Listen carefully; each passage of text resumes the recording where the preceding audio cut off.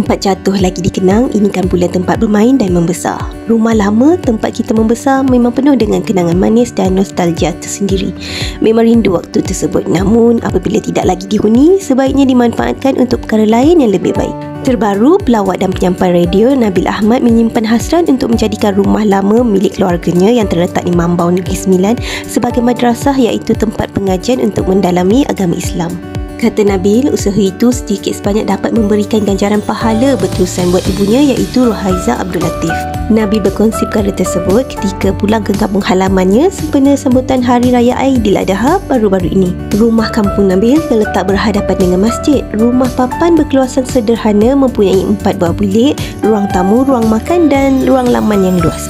Nabil berkongsi keadaan dan suasana sekeliling rumah sekaligus mengimbau kenangan lama membesar di rumah tersebut bersama keluarga tersayang. Impian dan doakan semoga niat baik Nabil untuk menjadikan rumah lamanya di kampung sebagai madrasah dapat dilaksanakan kelak.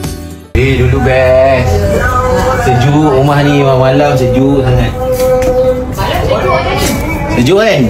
Dulu TV kat sini, sofa kat sini. Malam kau tak payah pasang aircon sini. Sini sejuk. Sejuk. Apa orang? Pakai lah selipar. Tak apa. Ni dulu bilik tidur. Ni dulu bilik bujang lah. Bilik bujang saya lah dulu. So barang-barang ni Ni semua tak ada lah. Ni semua. Ada. Apa yang remain? Ni nampak stiker ni, Volcom. Ya Allah. Dulu bilik ni colour biru.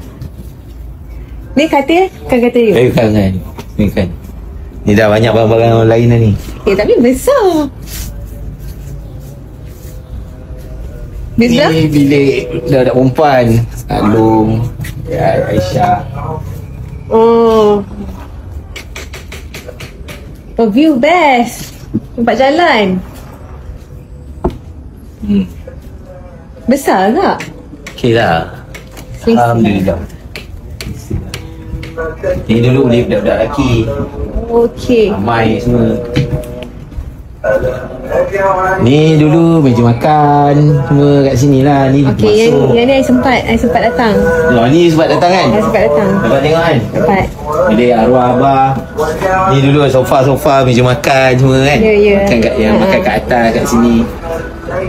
Dulu lagi masa yang kecil, TV kat sini, ada sofa kat sini. Dulu atas ni bocor. Dulu tidur kalau nganga, air hujan masuk dalam mulut tau.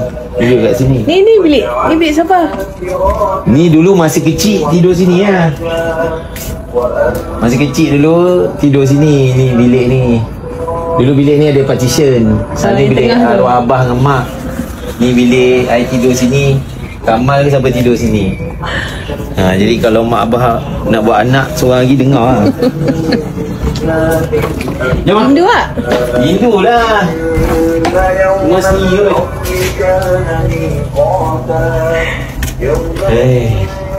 Jangan nangis. Tak. Best. Best. Rumah lama. InsyaAllah nanti ada rezeki kita jadikan rumah ni madrasah. Amin. Kan?